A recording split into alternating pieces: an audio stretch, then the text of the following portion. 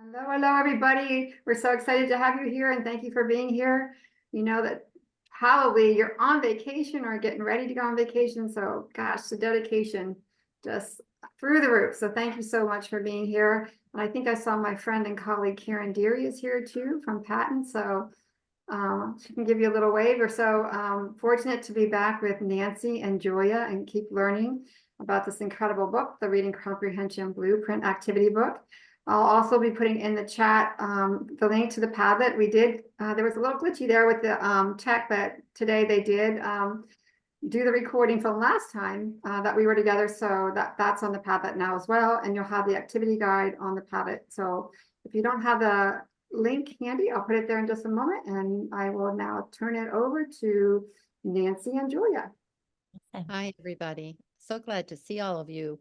I realized after we scheduled this that for some of you, this may be your vacation week. I was thinking more about Easter being the week, but I know here in North Carolina, they've had this week off. So if you're still joining us, wonderful. And those perhaps who couldn't, I'm so glad we're recording this so they'll be able to catch up with us. All right.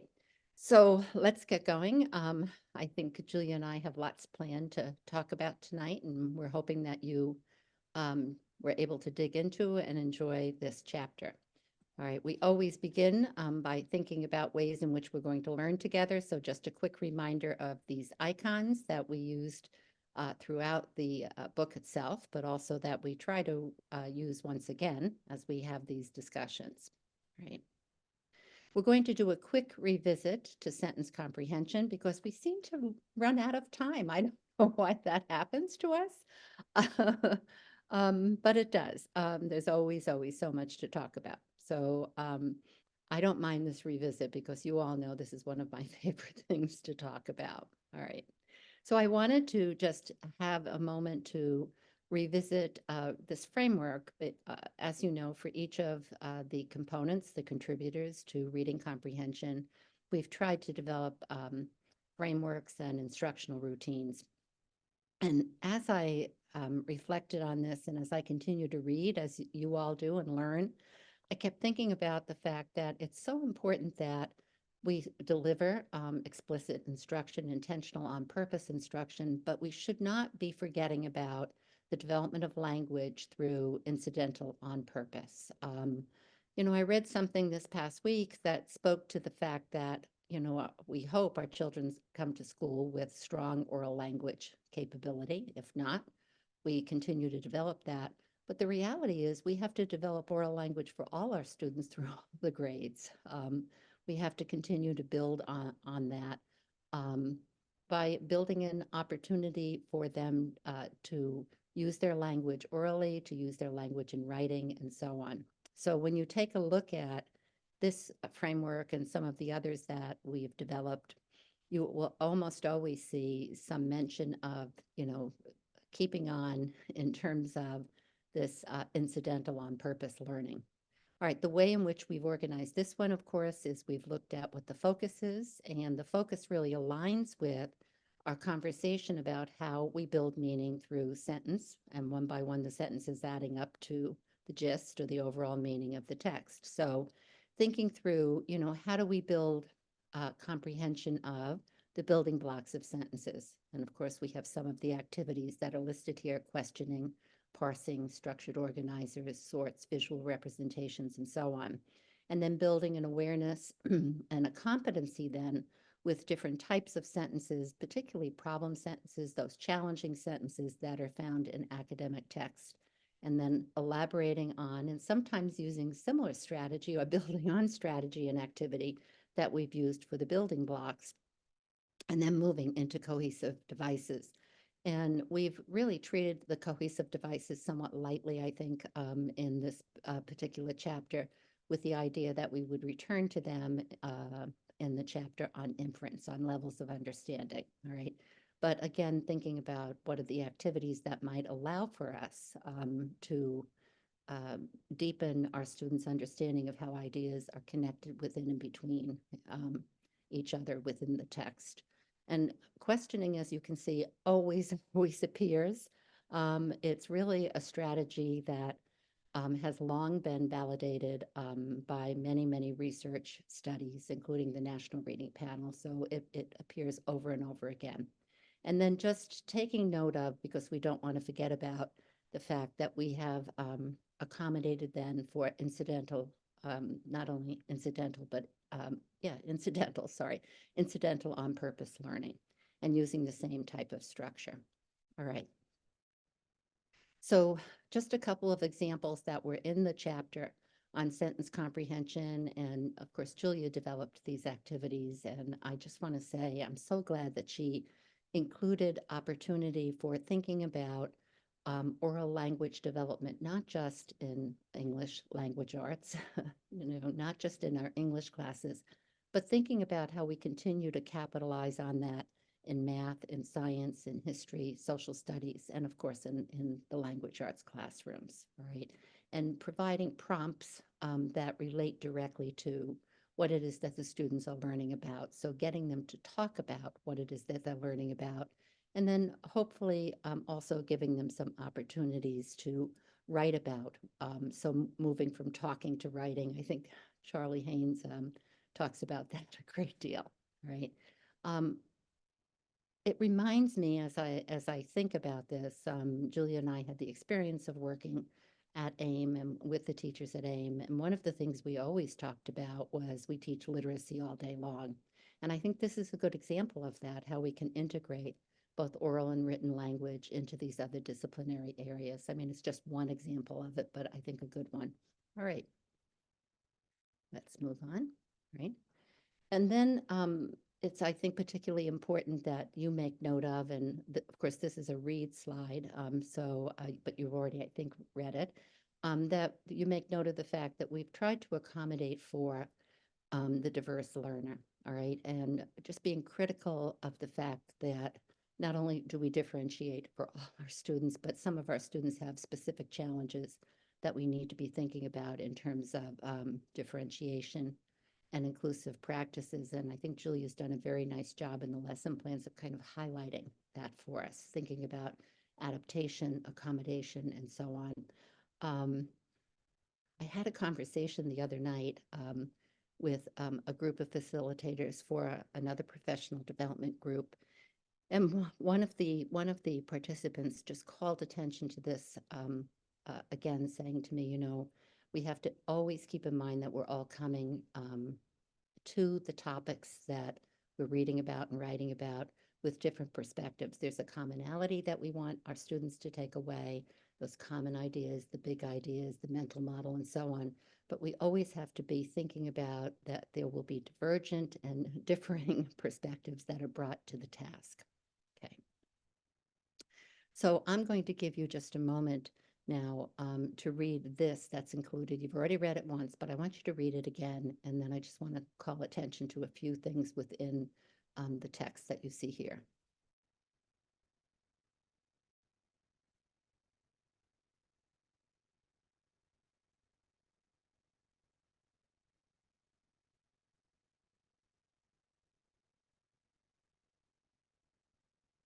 So I'm reminded over and over again about the fact that when we work with students who have a second language or a dialect, that we have to be cognizant of what the differences are between that dialect or that language and ours.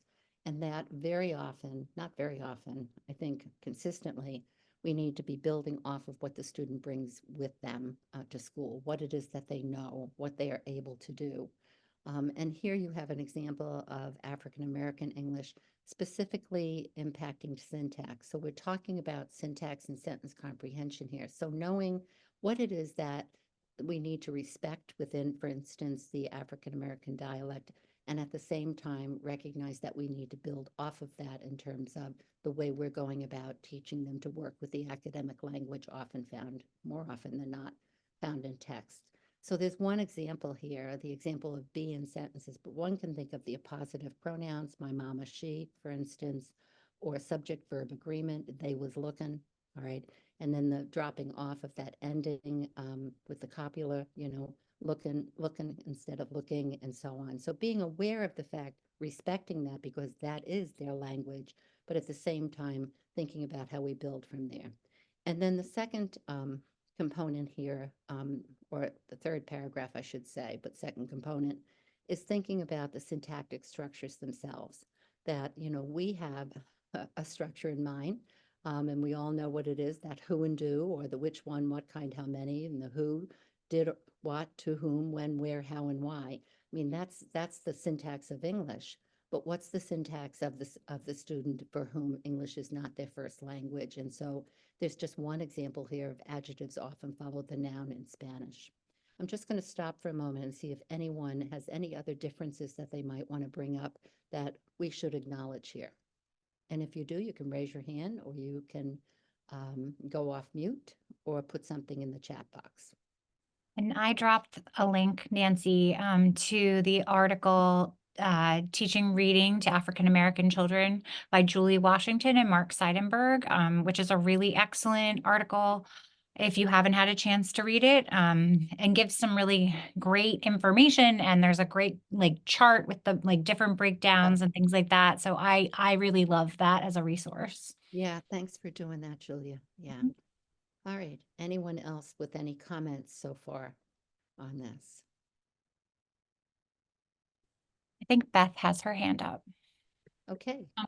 It's kind of related, but and I don't remember the specific detail, but I think it was on a TED Talk. They were talking about how the words of different cultures actually impacted how people saved for the future. So it's like the future tense of a word impacted the way that you thought about, like, some, I don't remember which language it was, but it was like there was no future tense. So that impacted how they saved money. I just thought it was fascinating. And All right. and I feel like it loosely relates to this, but just like how you think of past tense, present tense. Yeah, and I do know that, and I'm going to have to go back and find this resource, and I think I mentioned once before. I recall that Elsa Cardenas Hagen did mention a resource for looking at what are the differences in varied languages across the different language systems. And I have to find it for you because I don't want to give you the... Nancy, is that the ASHA resource? I don't know if it's ASHA or not. I think it was another one. I think Okay. ASHA does certainly have one. And if you have that, Julia, yeah, if you Let me can, give a quick search and I can. you can find that. Talking But about the one unique awareness, the inventories that they do, Ash, I have those and I'll put those in the chat. I Yeah, was finding that TED Talk, so Yeah. I'm putting the TED Talk in and then I'll put those in. yeah, I can All put them right, on a good. tablet. I'll put them on a Yeah. tablet. That probably will be a good spot for them. Yeah.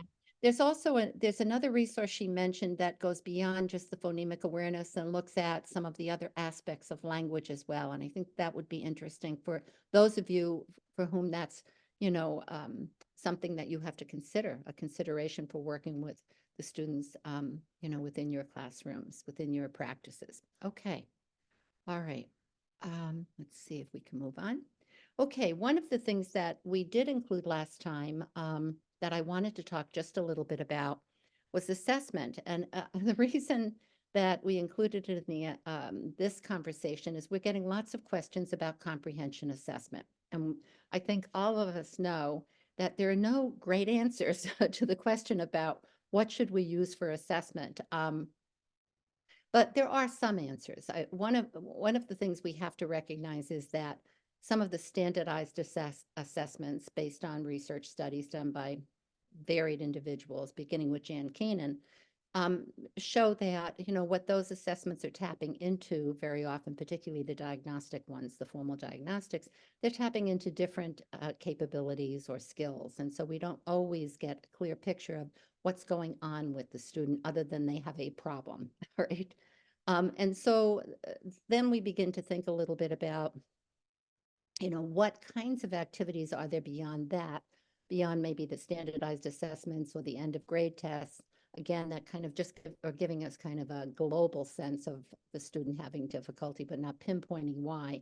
Are there some other things we could begin to think about? So I think I raised the question, think about various activities for processing and working with sentences in the chapter, and which of these activities could you envision utilizing as an informal assessment in your classroom?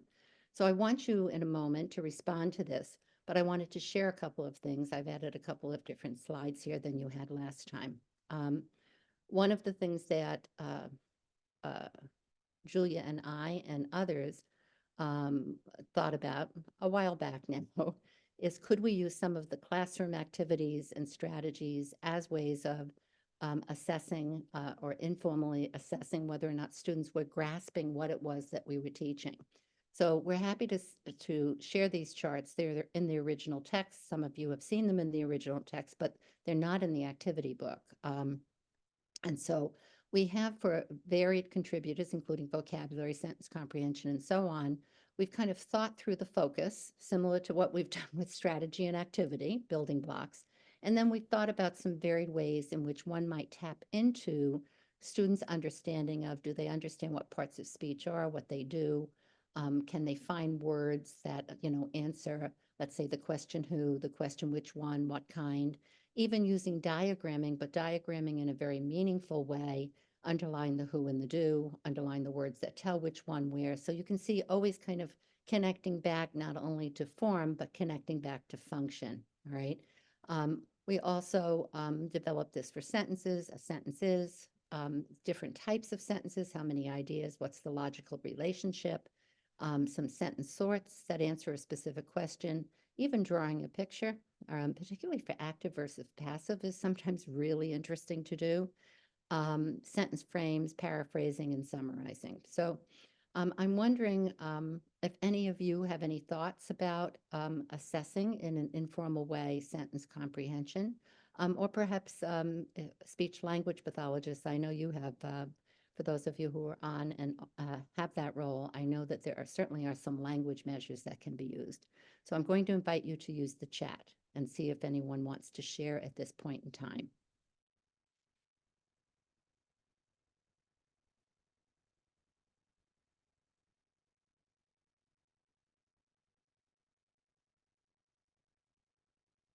Lori put in the chat, she would consider using the parsing grid as an exit ticket or a quick comprehension check when the text becomes more complex to see who may need a reteach, which is an awesome idea. That is a great idea. Yeah, okay.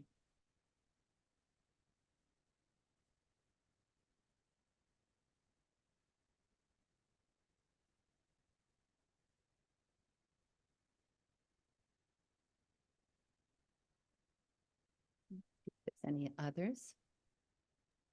Not yet. Not yet. All right. Well, as you're thinking about this, the other thing I wanted to share with you, and I've probably shared this before, an informal diagnostic that can be used as part of the Acadian suite for comprehension itself is CFAL, capital C, capital F, capital O, capital L, standing for comprehension, fluency, oral language. And some of the tasks that are included there do tap into syntax, do ask questions about plurals, past tense, do call for working with sentence anagrams, repeating sentence, and also talk about story coherence, which I think connects as well to sentence comprehension. So that's part of the Acadian suite. And I think the other thing that we might do, Pam and Julia, I put together, Julia's seen this, but I cleaned it up a little bit. It's just a handout, a general handout on some of the things that we can use for comprehension. So we can send that to you, Pam, and you can pop that up too. I will. I'll take care of that for you. And Yeah. there was a question that came up in the chat Yeah. a moment ago from Amber, and she asked would it be okay to assess orally, but she has some kids that get too nervous during test time and make mistakes, but apparently she can unmute as well. Yeah, absolutely, absolutely. This is an accommodation that oftentimes we have to use for our students who have not yet learned to read proficiently, and yet, are able to decipher meaning based on sentence level when we work with them orally. So absolutely, yeah. Thanks for asking that, Amber. Yeah. Okay. All right.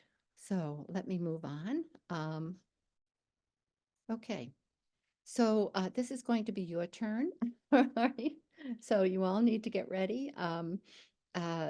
We're going to have you in breakout rooms, and we've got about 43 people tonight. So I think we usually plan for about 9 rooms, 10 rooms. So I guess that would put maybe 4 people. Did we have 9 for the next breakout, Julia? I think there's 9 for the activities. Yeah, we plan for Yeah. 9. So Okay, so I'll just do 9, Nancy, is that good? I think just do 9 and people end up where they end up. And please make certain that everyone has equal airtime, all right? Please make certain that someone is willing to report back because Julia and I really do want some feedback from you. You know that the blueprint is curriculum agnostic. We know that you're all using different program curricula materials. And we want to really support your use of the blueprint. And we're thinking this is a tool that might be helpful. But if you're thinking there could be something else or you want to add to it or just give us comment, we're more than willing to take that. So here's what we asked you to look at for sentence comprehension. Does the unit feature direct instruction in sentence comprehension? Or you could just say, does your teaching, does your program, does your curricula call for that? If so, how are students taught to parse and deconstruct difficult sentences found in the text? Is there any attention to that? And are there opportunities for teaching, modeling, and discussion of language structures? And language structures really has to do with syntax, sentence comprehension. And we asked you to think about some evidence or examples, some strengths, and maybe areas for development or improvement. What changes, additions might you make to your unit, to your instruction? Not all of you perhaps are using units. Maybe most of you are, I would think. But if not, just your instruction in terms of sentence comprehension. All right. So share your thoughts within your group. And then when you come back, we'll ask you to share your thoughts with us. All right. Okay, and Nancy, how long would you like them? So they long? What do you think, Julia? Do we want to do I know we normally budget for 10 minutes. The groups are a little smaller tonight, so. Yeah. Let's go for about 8 minutes, okay? Okay, Yeah. sounds good. Yeah. All right, ready to Yep. go. Yep. All the rooms are opening. Yeah, that'll be good. It'll be a little after 7 then when they come back. Cool.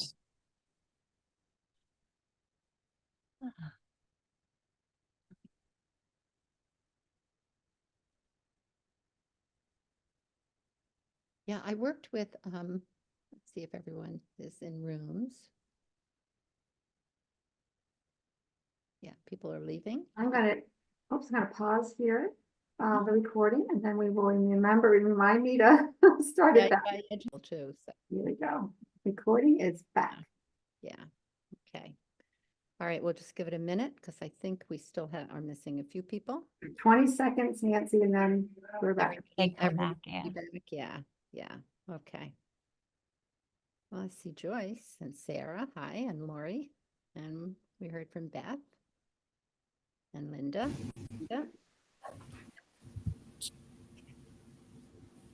And else.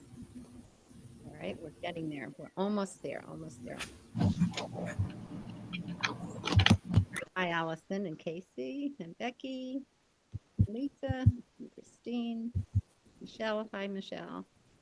Okay. All right, everybody. All right. So let's see what you all talking about in terms of your curricula, your program, strengths, weaknesses, thoughts, in terms of aligning with the blueprint and things that would have to happen maybe for that to occur. So room number 2, start with the even numbers. Room number 2, who wants to speak to what you talked about? Remember, you need a spokesperson. Who's speaking for room number 2? It's H. Cole, Jennifer, Cherry, Kelly, Lori, Edgar, and Lori Z. Okay.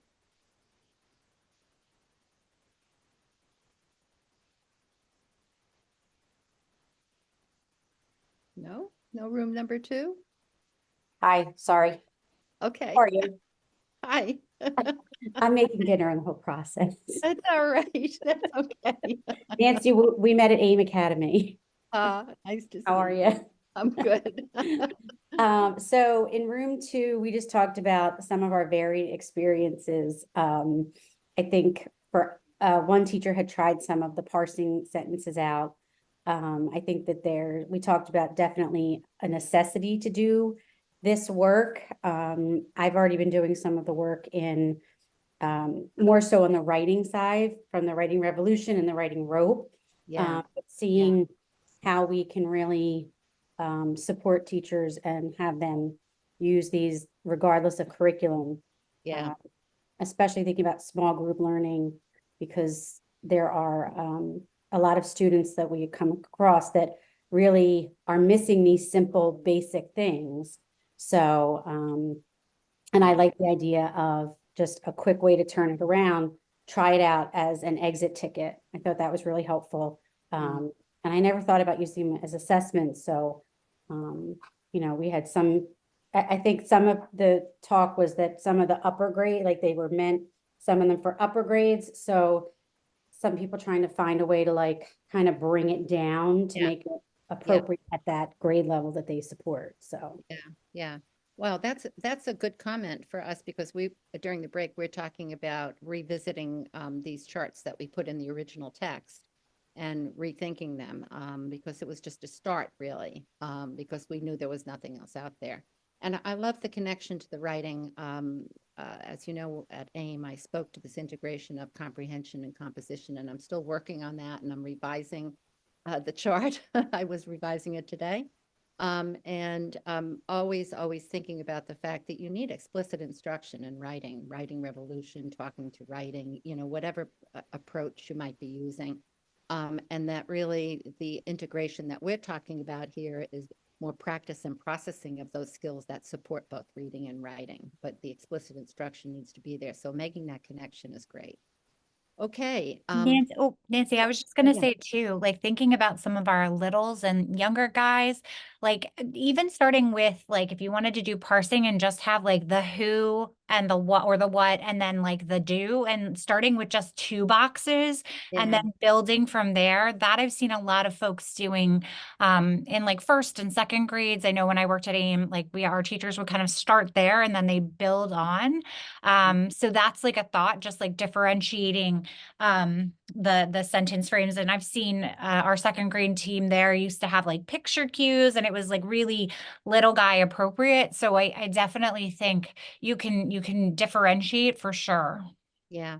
And I think in the activity book, you have something, Julia, as I recall, but I may be wrong, about just even using pictures to identify, or maybe we have that in the chart as well.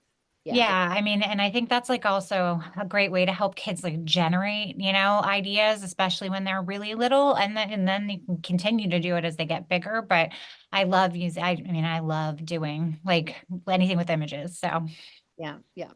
Okay, how about room number 4? You knew I was coming for you, so I'm on the even numbers. All right, who's in room number 4? Who can speak? All right. And thanks for Well, contributing. we started talking about dissecting sentences because we all seem to have an upper grade level background. So we started breaking apart the parts of a sentence, which allows us to talk about what each piece of that sentence is doing in the sentence. And then it allows us to expand what we know about those particular grammar pieces into understanding what the whole sentence means and how it's put together. And Yeah. it gives us a chance to go on. So that's how we can use the boxes that way. Wonderful. Okay. So I love this idea of that kind of deconstruction work, right? You know, what's the contribution of each and then in combination with. And I like the idea of even though you know, we talk about there's no real scope and sequence in comprehension because every book is different, but there is a sequence, scope and sequence in terms of thinking about how different phrases and clauses evolve, for instance. And so if we bring that knowledge, then we can use that as well. And it's reminding me of an article that Cheryl Scott and Catherine Balthasar wrote a while back for Perspectives, in which they talked about complex sentences. And they actually had a chart that kind of listed out, you know, the phrases and particularly the clauses that are more complex and just building on what's simpler. So that's great. Okay, that's good. Nancy, we also talked about how the newer knowledge building curricula, some of us in the group are using that, do include the sentence, where if you are using some of the I'll put in quotes, wonderful basils that don't address those. Uh-huh. So we had talked about 2 programs that 2 of us were using that do already include this, which is very helpful. Wow. Okay. So tell us what the programs are. Don't leave us in suspense. So one member of our group is using EL Yes. education, Yeah. and my district just finished a pilot of CKLA. Yeah. Okay, cool. Yeah. All right. Yeah, I would kind of expect that they might do something with it. But I mean, this is My very, pilot team saw you and Dr. Kastner when you were at Thomas Jefferson, so we all Oh. came to see you. Yeah. I dragged them in. They had the day off. It was Columbus Day, and my district had a day off, and I got them all to come and see you and Dr. Kastner at Oh. TJ. So Oh, thank you. Oh, yeah, thanks. That was fun. That was fun to do that with Pam. it was wonderful. Yeah, we love working together when we have that opportunity. All right, well, thanks. I'm glad that had an impact. Okay, cool. All right, how about we try room number 6, and then I think we're probably going to move on. Okay. Can I add one more thing? I was Sure. in group 4 too. We had quite a Okay. lovely conversation too. Okay. But I've even found by even if the learner doesn't even know the vocabulary, doesn't even know what the word meaning is, once they understand that sentence structure and that syntax of the sentence, they can identify who is doing what in the sentence. They might not, you can even, I've demonstrated it to staff even with nonsense words, the Yeah. non-believers, Yeah. that this is even an important Yeah. thing to teach. And I said, well, who's doing the sentence? And they'll say, well, it's the whatever. And I'm like, well, what is that? They're like, I don't know, but I know because the sentence is built that way. And Yeah. I'm like, it's not even a word. It's not Yeah. even a word, but you know that because you know syntax and you know Yeah. the Yeah. subject. And yeah, so it's, yeah. Yeah, I love that, Jennifer, because the reality here is the word takes on its meaning dependent upon where it is in the sentence. It's the syntax that's the vehicle for conveying meaning. All right. So that's exactly it. Wow, that's really cool. All right. Okay. What did I say before? We did 2, we did 4, we're going to do 6. Where's 6? Who is in room number 6? No one in 6? They might not have known their room, so this is not to put anyone on the spot, just jog memories. Yeah. 6 was Christine Pulvers. I hope I pronounced that correctly. Casey Calburn, Lisa Lumbries, and Michaela Dickey. So I'll it's- talk for room 6. We had just talked about how like the programs that some of us were using, or that I guess we were seeing, it didn't necessarily seem like they had direct instruction on syntax and sentence structure, and things like that. But we talked about how we also felt that it was really important because it really does help them to understand and comprehend. And we kind of went around and shared some of the things that people were doing. And I got some really great ideas of things to use in my classroom. I know one of the members of our group had mentioned about, I think she called it shape coding, where like you would put a certain shape around the subject or the noun, and then another shape goes around the verb and things like that. And somebody else said about how they have their students draw pictures and things like that of the sentence. And then, so Yeah. what is the girl, or what is Jane? Jane is the noun. And what is the apple? That's, another noun, but it's the object in the sentence. And, what is the action that she's doing to the object, or things like that. Yeah. And so, like I said, I think that for me, because I know the program that my district has right now doesn't necessarily have a component that teaches that. Like those are 2 really good ideas that I kind of took away, and it kind of reminded me of the sentence parsing box that we use. So just another strategy or another thing to kind of add to our teacher tool belt. Yeah, wonderful. Okay. All right. So thanks for doing that sharing. I think that's really valuable information for Julia and I as we continue. And if you have thoughts about anything that we should tweak in this tool, we are open to hearing your thoughts, because you are doing the work. I mean, we're just 2 minds working together. It's the more the merrier on this from an informed group. Okay. And I see Pam is sharing all sorts of wonderful resources here. Very cool. All right, let me go back to sharing my screen and see where we are. And here we are. Okay. Just need to get us into slideshow. All right, so we did number 1, and of course, sending you a structured guide each week. So we asked you to read chapter 5 on text structure, complete the varied activities, and connect to current thinking and practices. And to choose at least one of the try this activities that you can perhaps discuss as we move into breakout rooms. And then hopefully to be thinking about the pulling it all together on page 127. And if not this evening, maybe next time, come prepared to share an activity aligned with general guidelines. Okay. All right, so implementing the blueprint text structures, chapter 5. So always, we're asking you to do the check-in, because what we want, just as you want for your students, is to make connections to what it is that you already know. So surface and script what comes to mind when you think about the what, the why, and the how of text structures. Right. And each of the chapters, as you know, begins with quote. I really like quotes, and I really like the work of Jane Oakhill, Kate Kane, and in this case, Karsten Elbrow. And, you know, they're just reminding us of how important it is to be familiar with the structures of text, that readers who have several advantages. They know what they're looking for, what to search for, the particular types of information, and how the different parts of the text are linked together. And sometimes when I take a look at this quote, I begin to think about, you know, what other words come to mind as I'm thinking about this? Are there some things that I can make connections with? And it brings forward words like remember, anticipate, search for, organize, process efficiently. All of these words are words that connect up. It's really kind of my semantic network, right, for text structure. Thinking about why text structure is so important to the reader, right? Right. So in each of the chapters, as you know, we begin by surfacing some word meaning so that we're all on the same page, all right?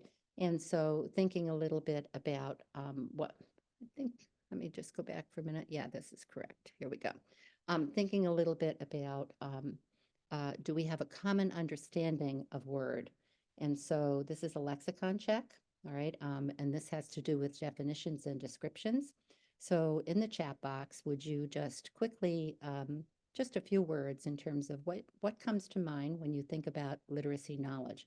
What's in your lexicon for that particular term? All right, so let's go to the chat box and do that.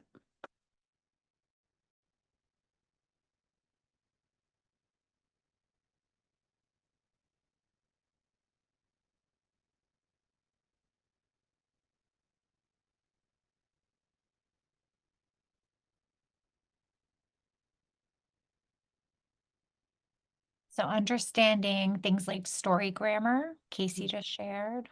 Mm-hmm.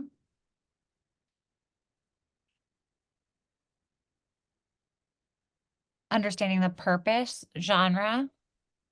Yeah.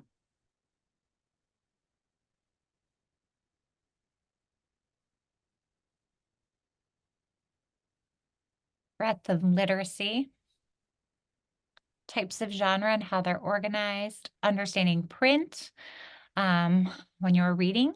Language has meaning, text structure, how pieces within the text work together, understanding the language. Yeah. Yeah. Okay. Good. So we could almost create a network, couldn't we, of those all of these different connecting words and phrases related to the term literacy knowledge, right? And of course, we know that this is one of the strands, really, of the reading rope. It's something that pops up in the other theoretical models that are related to developing language comprehension and reading comprehension. The definition that we used here has to do with understanding of how printed language conveys meaning, including our ability to acquire and apply knowledge of print concepts, as well as purpose, structures, and features of different text types. And so we don't deal with here in this particular activity book print concepts, the original text does. And I just wanted to make mention of that because when we do a book study on the original text, some of you have participated in that.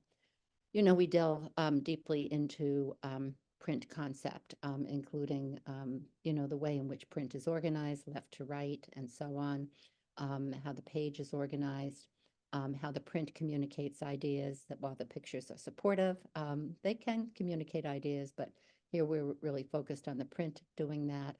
And also even going into recognizing that letters represent sounds and that together they represent words and so on. Of course, our focus in this particular chapter in the activity book is much more on the different type of genre, the different structures that we use to communicate ideas. So included in the what, the definitions and descriptions, we've talked a bit about being aware of, and we'll delve a little more deeply into this in a minute, but being aware of the purpose, the structure, the features, right? This is kind of basic foundational knowledge in terms of narrative text as well as informational or expository text, right? We also talk about the science, all right? And we always want to be able to answer the question why. So we have the what, but we want the why.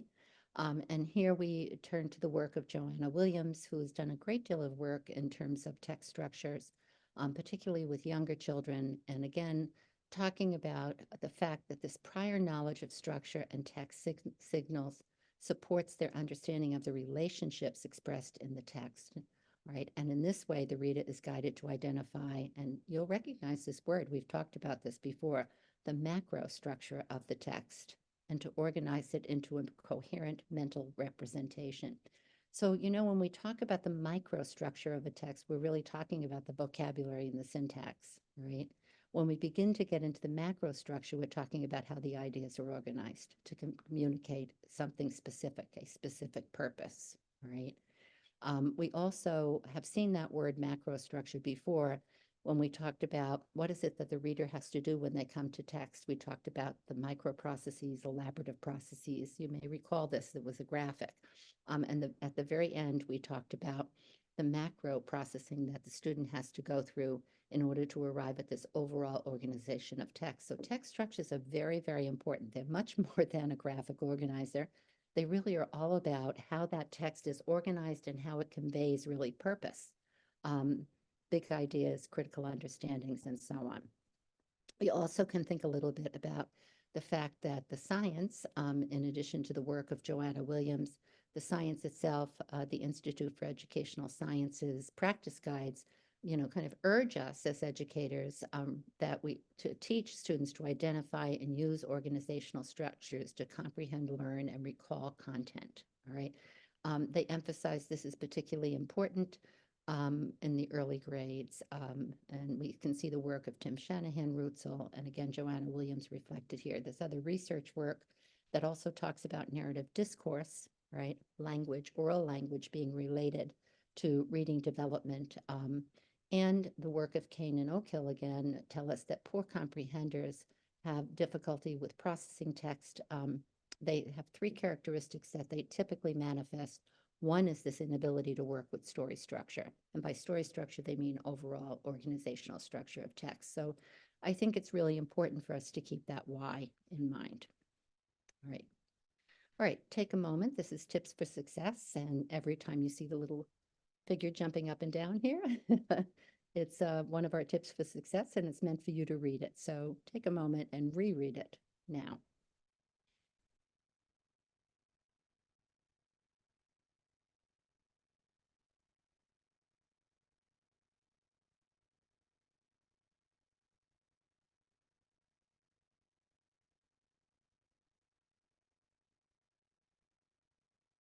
So I think one of the things we wanted to consistently remind the readers of the activity book, including all of you, is that while we're talking about each of these competencies or contributors separately, we know that they're intertwined. The reading rope reminds us of that, and that many of the approaches, questioning, for instance, relates back to when you can see examples of it not only being about text structure, but it's tapping into the students' microstructures. It's tapping into their word meaning. It's tapping into their syntactic structure, sense, and so on. And it's important, I think, for all of us to keep that in mind. All right.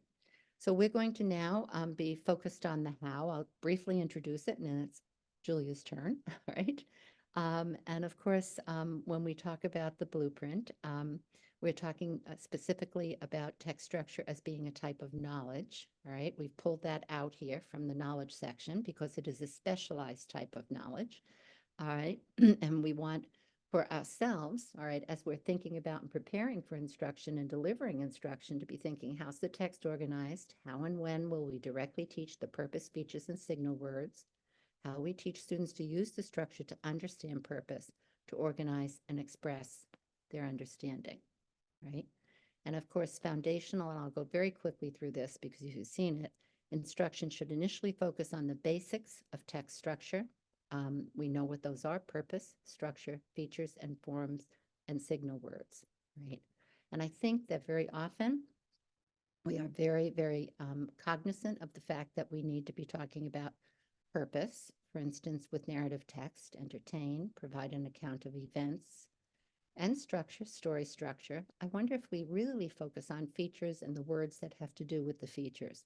Beginning, middle, end, in the beginning, then in the end, and so on. And Julia does a brilliant job, I think, with one of the activities of showing you these signal words for narrative text. But so important to be thinking about this is sort of foundational knowledge.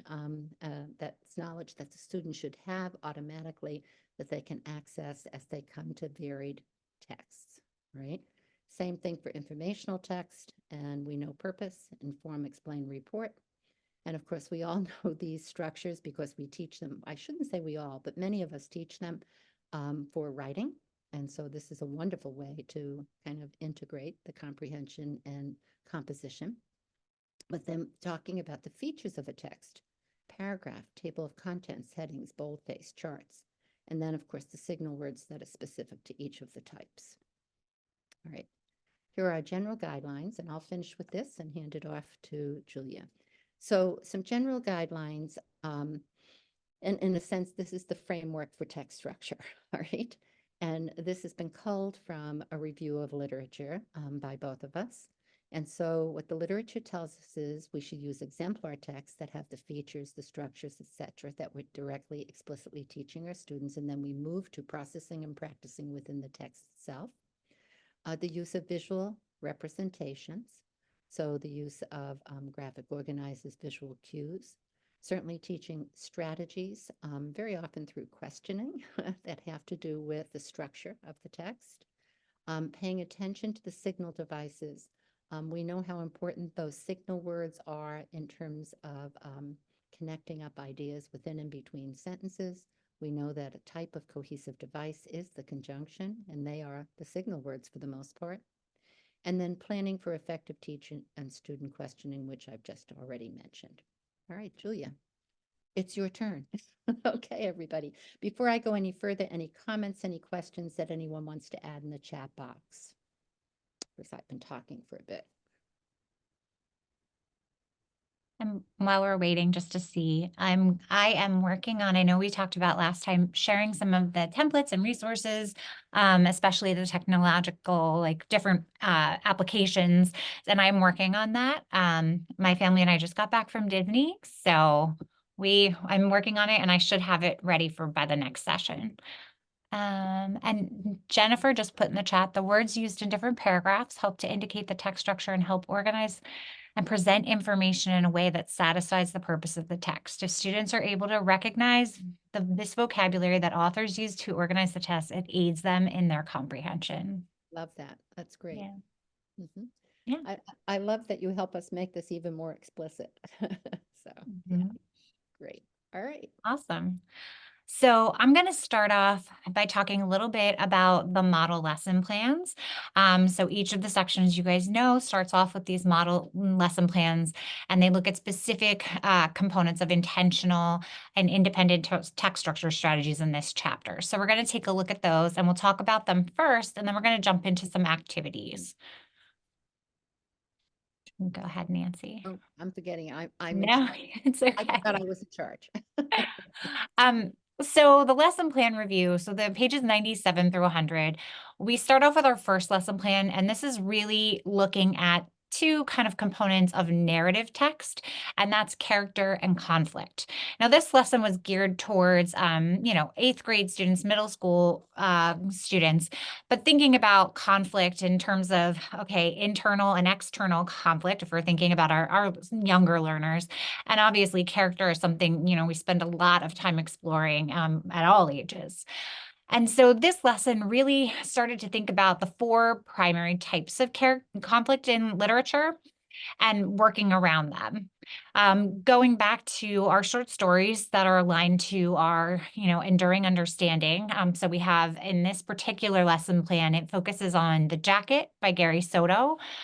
Which is about a young man who receives a jacket, if you haven't read it, that is not what he had envisioned, and kind of really deals with some conflicts around his family and money and status. And then in terms of Fish Cheeks by Amy Tan, which is one of my personal favorite short stories. And this is, a story about the author herself and really struggling with her, American identity versus her Chinese identity and what that meant. So those were 2 exemplar texts. As Nancy mentioned, those were, when we think about best practices, we really want to focus on exemplar texts. And both of these short stories, they emphasize both character and conflict. So they were really great for this particular lesson. And I think what also is kind of nice about this lesson and why I wanted to highlight this is this idea is it's chunked into 2 parts. So really you spend some time first talking about the stories individually. So you look at what's going on in The Jacket, and then you look at what's going on in Fish Cheeks, and each of them is a separate conversation and a lesson. And then the second part, we get into compare and contrast. So, we're working with this narrative text, but then we're thinking about the similarities and differences in these characters' experiences. So a really kind of, nice way to think about conflict and how conflict differs. Both of these stories are coming of age stories. They're grappling with their identity. And so the conflicts are a little bit different in both, but, same sort of themes and ideas. So tips for success. So I'm going to give folks a moment to take a look at this and read it. And then just going to highlight a couple of things.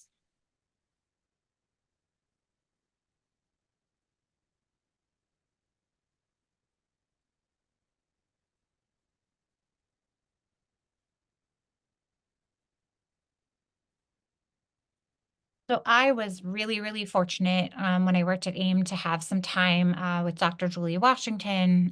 And so one of the things that we talked a lot about was this idea that many narrative stories that we read in schools are typically based on European storytelling traditions. And many children come to school with this knowledge, but not all. So I think it's really, really important to be aware of the diverse linguistic and cultural backgrounds our students come to school with. And just, in terms of thinking about narrative story structure, we really need to explicitly teach those elements. And then thinking about the opportunities for the students to share and write stories from their own culture. So just something that I think is really important for us to be mindful of, because that was something when I thought of it, I was like, that was a really good piece of information. So, as Dr. Archer said, don't commit a suicide and, assume that our kids know these things. All right, so our second lesson plan that kind of starts off this chapter is really focusing on informational text. And tonight we'll talk a little bit about, we'll go through narrative and then we'll go through activities for informational. But this was a text structure lesson to really think about descriptive text in first grade. So this unit, which is from the All About Me unit, if you looked at the book list, it focuses on a lot of narrative stories, but that doesn't mean we can't incorporate informational texts, because we know that even our youngest guys vocabularies, they need exposure to and practice with informational text. It is really, really challenging, and this can start early. So this lesson is, again, chunked into 2 parts. The first looks at a close reading of what is a community. And then the second involves the construction of a written response. So pairing that idea of text structure with writing, and I'll highlight some more examples of that later.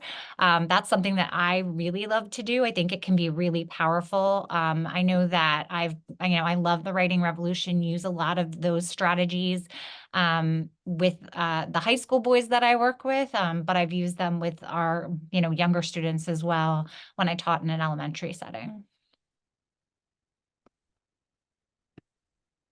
Okay.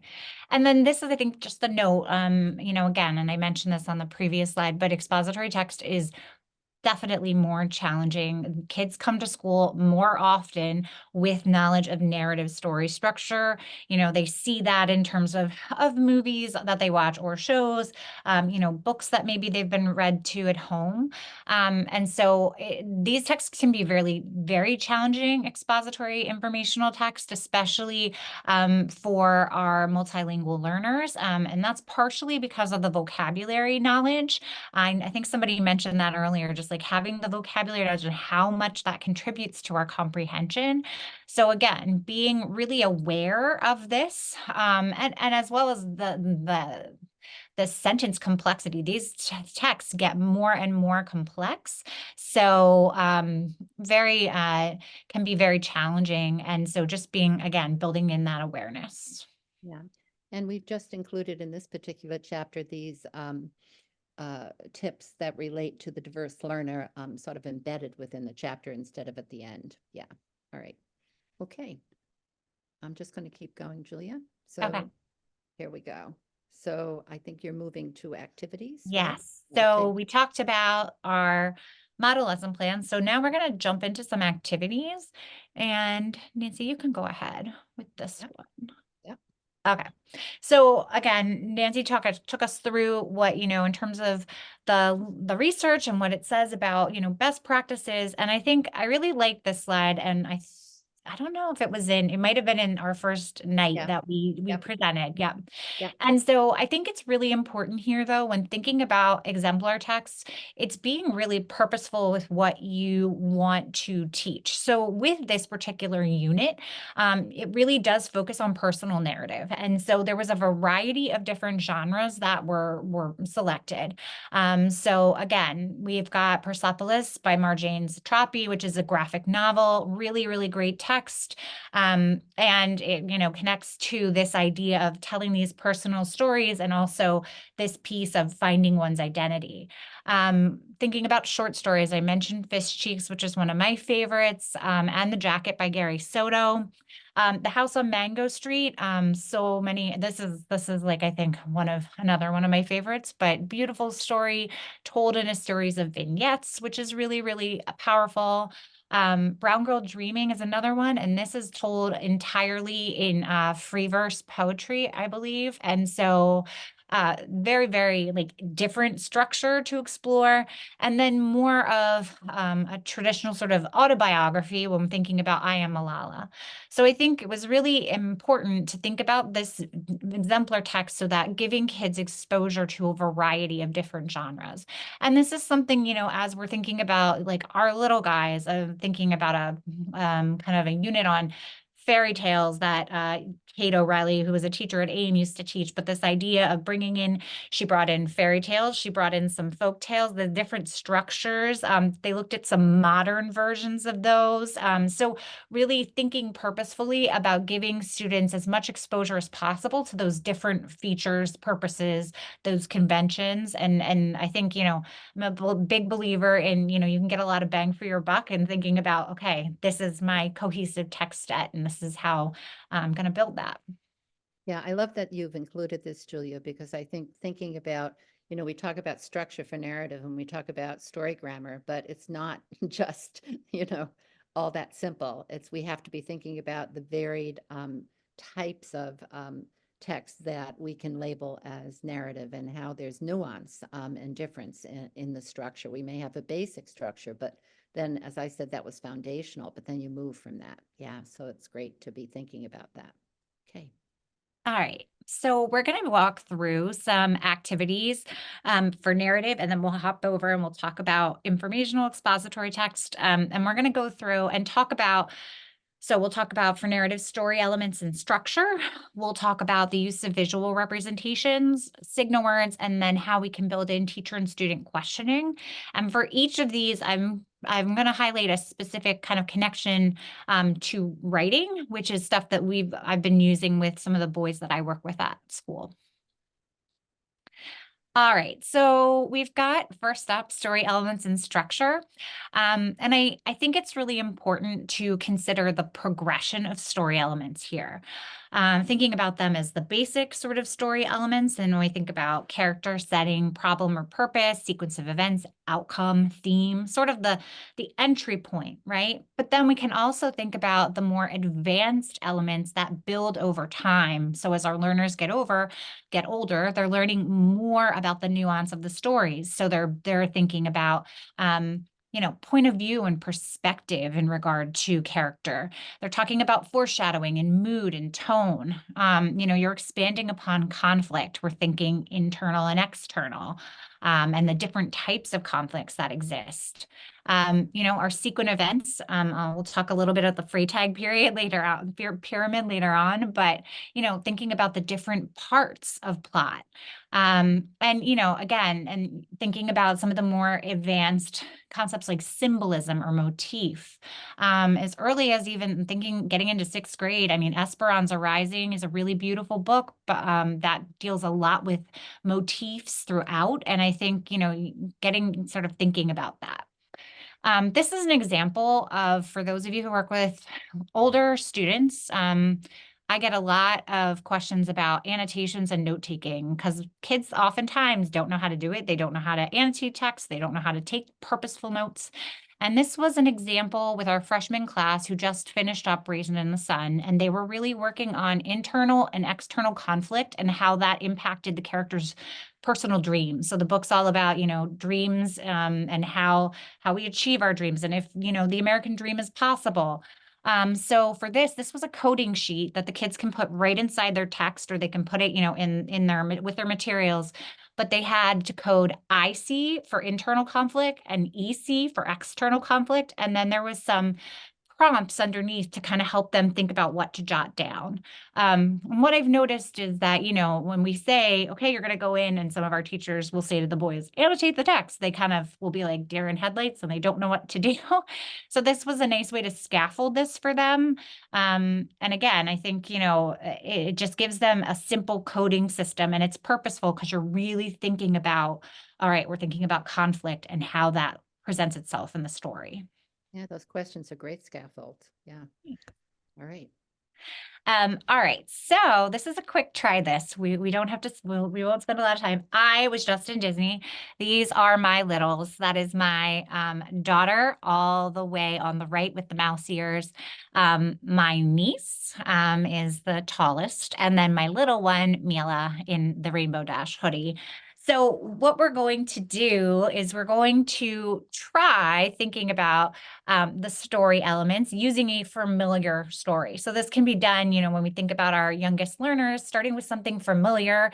Kids are oftentimes, they have exposure to, fairy tales. We don't want to assume, but they have, familiar fairy tales like the Three Little Pigs or Little Red Riding Hood.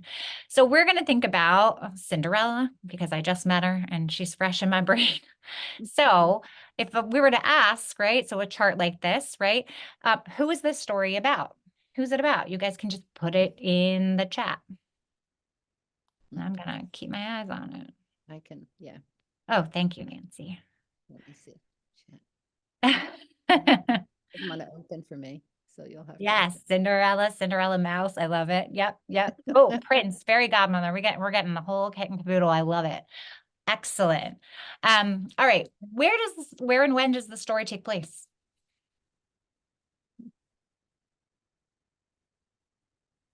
Oh, Disney World. Yes, it did for me. Disney World. Definitely. It was an experience. In the castle last In a week. castle last week, long time ago in Fantasy World. I love it. Castle, beautiful. Yes. All Yeah. right. Okay. So in the story, Cinderella, what was Cinderella's main problem? Or Mm. what does she want to achieve? Oh, she couldn't go to the ball. Yep. She wanted to go to that ball, and her evil stepmother would not let her go. I love it. Beautiful. Um, how does she try to solve her problem? What does she do to achieve that goal? And I know she gets a little help. Oh, the mice made her a dress. She gets her chores done. Her fairy godmother. She creates her own outfit. I love it. Perfect. And then what happens at the end of the story? She gets the prince. She meets the handsome prince. She goes to the ball, happily ever after, lived happily ever after. Love it. This is great. She falls in love. And then finally, what's the theme? What did the character or what lessons, right? Could be lesson or lessons. What did she learn? Never give up on your dreams. Love it. Believe in your dreams. These are all great. Yes. So that's exactly how I would use this chart. And you could start something simple like a familiar fairy tale and then build from there. Yeah. Okay. All right. So visual representations. This is one of my favorites. So the image here is a Freytag pyramid. And so this is, typically like upper, I would say middle school and beyond. But so using a visual for story structure is great. And so obviously this is for some older friends, but you could use a simple beginning, middle, and end kind of chart, and like we have in the activity book for folks with our littler guys. And so this really helps people visualize the story's organization. So you can see this is for fish cheeks. So we have the exposition, the rising action, the climax, the falling action, and then the resolution. So once that was taught with the story that we were using, then that can be used, that same Freytag pyramid can be used to brainstorm a story. And this was one of my one of my sophomores' stories about how jujitsu really changed their outlook on athletics. They were, they went from being like, I'm not that interested and then help them develop self-discipline. So I thought that was a nice example. And I see Nina has her hand up. Hi, Nina. Hi, I just have a real quick question about the plot mountain. So we do plot mountain represented like this, but we actually changed it because we had students, and I teach 7th and 8th grade. So we had students like thinking the climax was happening in the middle of the book.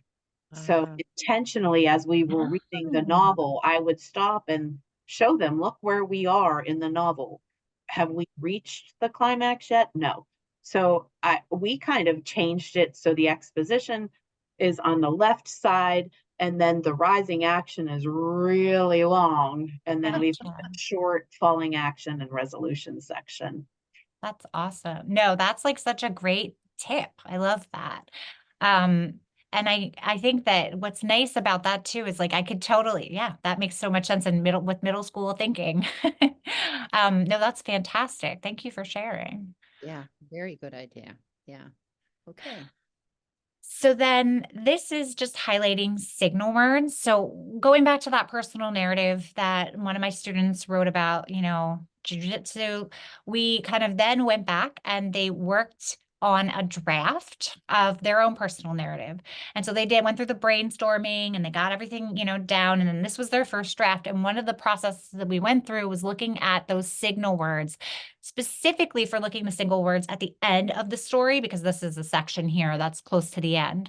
So he used phrases like looking back, eventually, after a while. And we kind of talked about this is a way that we can, when authors are thinking about these stories, it helps with the flow, it helps with the cohesion.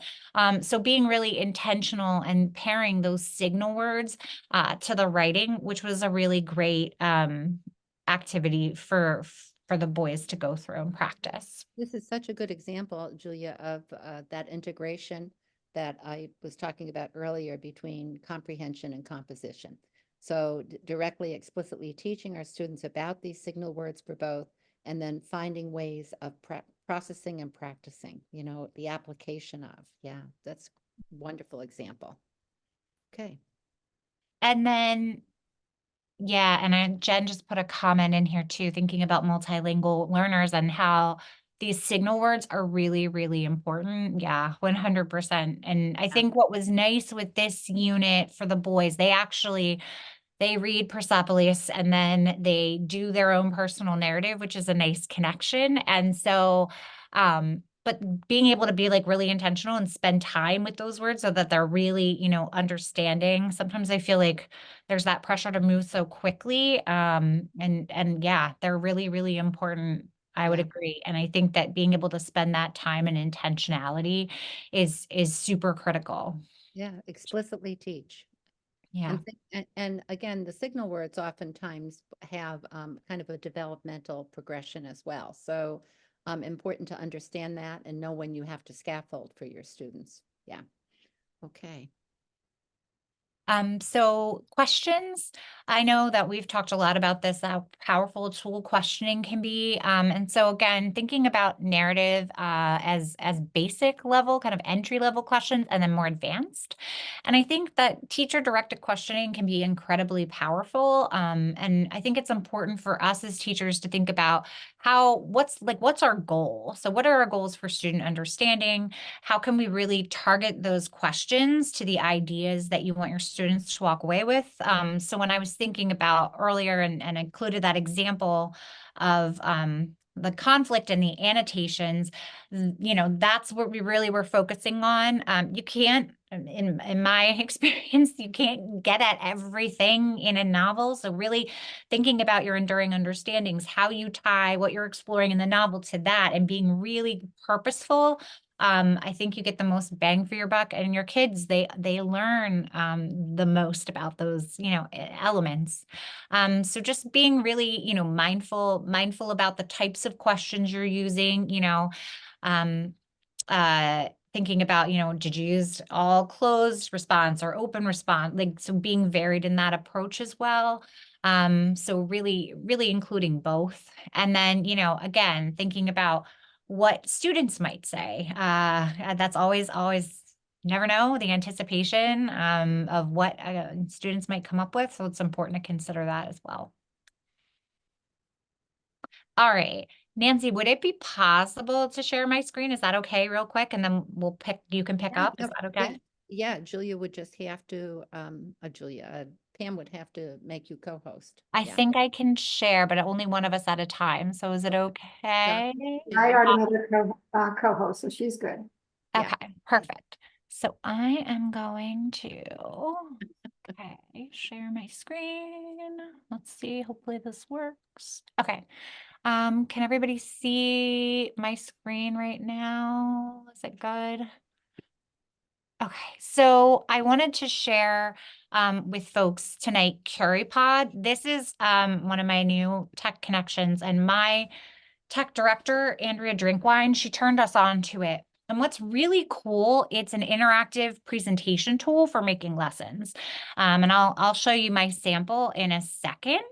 But what's really neat about it is that you can kind of have a lesson, or if you have a slide deck, a lot of us use Google Slides, you can put it into CuriPod and work with its AI generator to kind of create new engaging activities within lessons. And that includes things like polls. You can do word clouds, you can do drawings. So it's really, really cool and interactive. There are limitations as with any AI program. So it could provide incorrect information. So you want to go through, obviously you as the expert and teacher are scanning things for that. But it's definitely, I think, a really neat thing to play around with and try out. It's free for teachers for the basic features. If you want to export the presentation, and that's not available in the free version, but you can save it within CuriPod itself. So let me just show you. And if I present, so I'm going to show, let's do. So you can kind of go through and I can show you, but what this activity, it has different things. So for example, it gives polls. And so this would come up, my students would, they would enter a pin and then they would be able to take a poll. All right, what is the central theme of Fish Cheeks by Amy Tan? And so they would get an opportunity to put in what they thought was the right answer. It has some slides in terms of kind of thinking about, and I'm, looking at story structure specifically, but what I really love about it are some really neat activities. So based on the exposition provided, what are some internal and external conflicts Amy is facing? Discuss how these conflicts might affect. And so they can draw right on there. They could create like a little T-chart and write, internal conflicts and list them out, external conflicts. And so, and I love, this little prompt, sit together in pairs, use text or drawing or visuals to, show your thinking. It can also give things like open-ended questions. I thought this was kind of fun, which may need tweaking depending on time. But like, how does Amy's perspective describe her feelings during the rising actions? Focus on her, the differences and her embarrassment, right? So you could kind of think about how you could incorporate prompts like this. Again, and some more kind of activities, and they give you a variety of different things that you can do. So this is just one of the slide decks that I was playing around with, but it's nice. It's very interactive, and I think it's definitely worth checking out for sure. All right, and I will stop my share now. All right. All right, and let's see if I can go back to my slides. I think so. And that worked. All right, and we just have to get to the right slide. So, Julia, is it similar to Pear Deck but with AI? Yes, it is Okay. similar to Pear Deck. That is a great question. Yeah, so one of the questions, so when this comes up on your screen, the student's screen, what they'll do is they put in a pin, similar to like how Pear Deck work. I think Pear Deck works with a pin, but they put in a pin and it takes them to their own, it starts them up on their own screen, and then they're able to interact with it individually. So they don't go outside. You don't have to do it. They do it on the slide themselves. So like they have their own interactive, and then it populates. Once all the kids are done the poll, it would show the whole class's, feedback. So it's similar to Pear Deck or Nearpod. Yep. But Yeah. without the AI in that respect. Yeah. And what's nice about this, you can take any existing slide decks that you have. So if you have lessons that are built in the slide decks, you can drop it in and then you can work with it and manipulate. It can give you new ideas. So really cool. Yeah. All right. So we're going to transition. Oh, Nancy, Yep. would you go back one for me? Yep. And I think I would probably, maybe in the interest of time, I won't do the activity, but I'll show it. Yeah. Getting there. Yeah, that one. There we go. I need to close out the chat and something happened with the slides. All right, here you go. Oh, so we're going to talk about informational, and we'll just kind of go through teaching basic paragraph structure, visual representation, signal words, and then questioning again. So there will be some similarities here. Okay. So teaching basic paragraph structure, I think, is foundational knowledge for informational text structure. Typically, we can think about it as a topic that expresses the main idea. We have our details, sentences, and then a closing. When we think about, this typically in conjunction with writing, but knowledge of basic paragraph structure is really important for comprehension as well. So this was an activity that, again, our freshman class was doing. They were reading articles. This is from the World History Project, and they work with Newsella and have great articles. This was one on the fall of ancient empires, but really thinking about, like how empires fall, right? And so what my students were doing here was we cut up the paragraphs that they were reading, and then they had to sequence them, and they were looking for, their transitional words to help them, or their signal words to help them think about, the structure overall. So that was something that, we did as an activity that was really kind of nice, nice way to tap into that thinking. And I'm not gonna, in the interest of time, I'll just talk about that. That activity in the book is all about finding the gist, which is a really great way to help kids summarize. Another strategy to help kids is thinking about visual representation. So this is that same Empire's Fall article.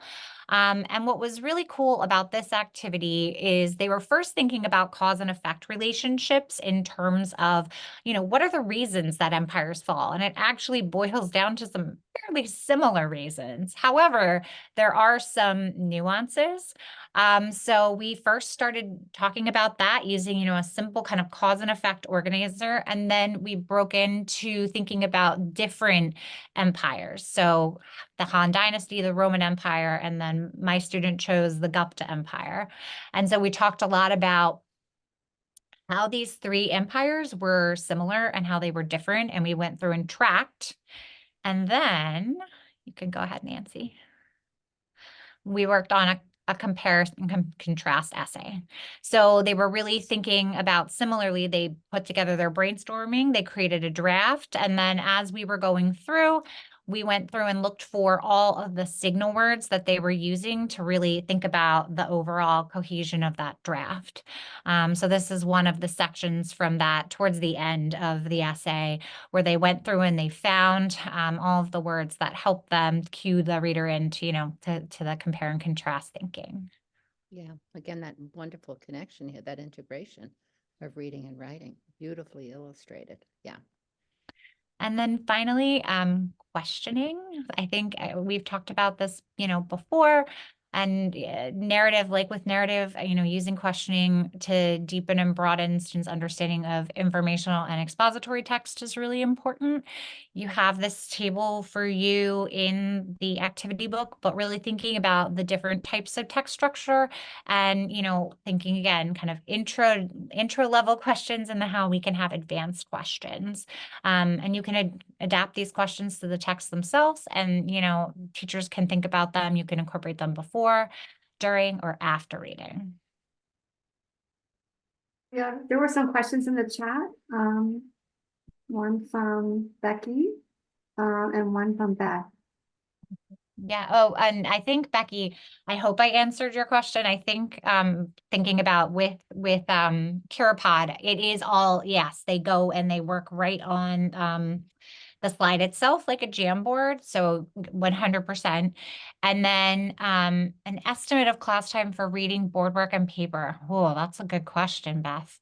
I'm thinking, so they did a lot of the reading in class and then, in terms of thinking about that.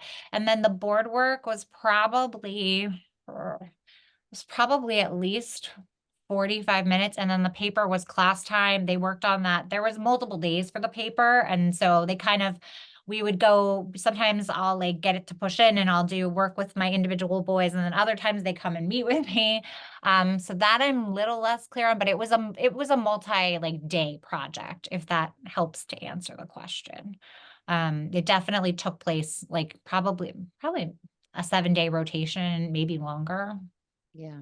But look at the deep thinking that occurred and the understanding of how these two, how the processes overlap. That history teacher too, he's really phenomenal. The World History Project, the OER stuff, they get it. They have anticipation guide. So they do this thing called 3 close reads and the kids go through and they assess their knowledge first. And then they have to read it again. They have a series of questions and then they have a final series of questions. And the boys have even reported, my freshmen have said, that really helps me understand. And it's all of those resources, you just make an account and it's free. And there's videos, it's awesome. And this history teacher, he is great. Kevin is amazing. And he likes this kind of the science of reading. He loves it and he's into it. So we have a lot of good collaboration time, which is exciting. I also think that there's ways to, certainly it's great to have examples for older students because oftentimes we don't, but we also can then be thinking about the adaptations and how one goes about using this with younger students, which you've talked about earlier this evening as well. So, it's really about scaffolding and structuring and building then the knowledge in incremental bits so that they're able to handle this. All right, we're ready for your breakout room again. All right, so we're going with the same rooms. Check out what you're going to talk about. Use of exemplar text for narrative and informational, breakout room 1, 2, working with story elements and structure with narrative text, and so on. So take a moment now, be thinking about this, but I know that we also asked you to think about, you know, activities that you use. So you can throw that into the mix if you would like. All right. Well, I would suggest maybe taking a photo of that.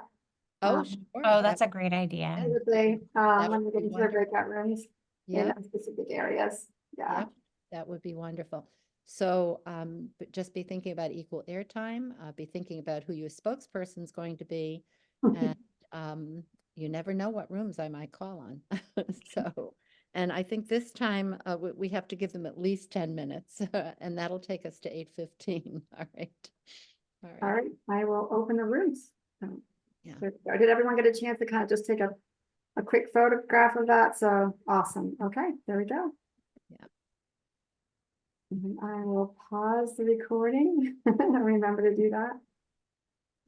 Let's see. Yep. Stop it. This meeting is being recorded. Okay. All right. So hoping you had some good conversations, and hopefully you remember who your spokesperson is. And I'm going to start with room number 3, visual representations for narrative text. What'd you all talk about? That's me, Nina. We talked about a couple different things. We talked about the organizers that are within this text. Yeah. Tony was talking about the one on page 109 with the character, looking at the actions, the thoughts and feelings, the descriptions. And then the nice, simple 3 little boxes at the bottom about looking at the character's actual trait in the beginning, the middle, and the end. And we can, you know, using those to determine if a character is static or a dynamic character, those types of things, like just helping kids organize their thoughts in those situations. We also talked about graphic organizers and how they help different students at different points.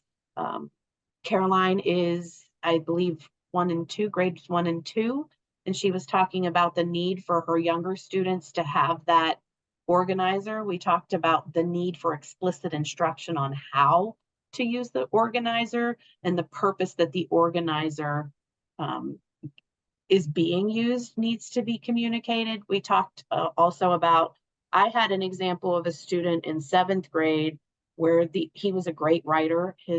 His actual communication, not so good, but his written expression, phenomenal. And the graphic organizer that they were using actually stymied him. Because he didn't know what thought fit into what box. But if he was given the freedom to just go, he could go. So just making sure that you're watching those types of things and you're adapting and modifying those needs for students. I also talked about a visualization technique that I used in my classroom where we identified words. So we were looking at vocabulary and why the author used this specific word and literally what visualization was supposed to be happening based on that vocabulary and how that language interacted. So we had some pretty good discussions. That's great. Okay. Yeah. Good. Thank you. All right, let's go to room 5, use of teacher and student questions for narrative. Yeah. Who's in room 5? I feel like I'm going to tell them. Okay, go ahead. It's just 2 of us, and I'm happy to let the other person go because I tend to talk, but I'm happy to go too. Okay, all right. Well, we actually veered off a little bit, and what I'm remembering at the end, I'm sorry, it's the end of the night here. I'm starting to get a little That's okay. Is just we were talking about 2 things were shared. One was actually going to live performances really helps bring in and make the questions you know, deeper. And then my partner shared that she likes having people write the questions, her students write the questions out to get a deeper understanding. And we talked a little bit about predictions and kind of what I don't remember where I heard this, but that something about good readers don't really do a whole bunch of predictions. And do you have any guidance on that? I don't recall reading that specifically, but I do know that yeah, we've had a heavy emphasis on prediction, and that in terms of inference, predictions are not are as powerful as looking at cause. All right, I do know that. Yeah. And again, I'm like half speaking here, so sorry, like both my memory and the night, but thank you for addressing that. And then the other thing that came up, I'm gonna forget it. I really sound terrible. I'm sorry. It's understandable. Okay. All right. I turned into a pumpkin at 8 o'clock, I guess. It's all right. Cinderella influence. I just dropped in the chat too, folks. If people are interested, there is an excellent training through Harvard. It's called the question formulation technique, and it really teaches kids to ask their own questions. And so I feel like there's been so much about like critical thinking and pushing kids to be able to develop their own questions. And it's a really, really simple protocol, and how they teach it. I think it's wonderful. So I took that last year. It's something that I've utilized a lot, but thinking about getting kids to ask their own questions, I highly recommend checking it out. Yeah, that's just as important. The literature has told us as the answering of questions. It's the generating or the asking, the student asking. Okay, room 7, visual representations for informational text. Would you all talk about in room 7? And where is room 7? Calling room 7. I'll talk. Okay. Thanks.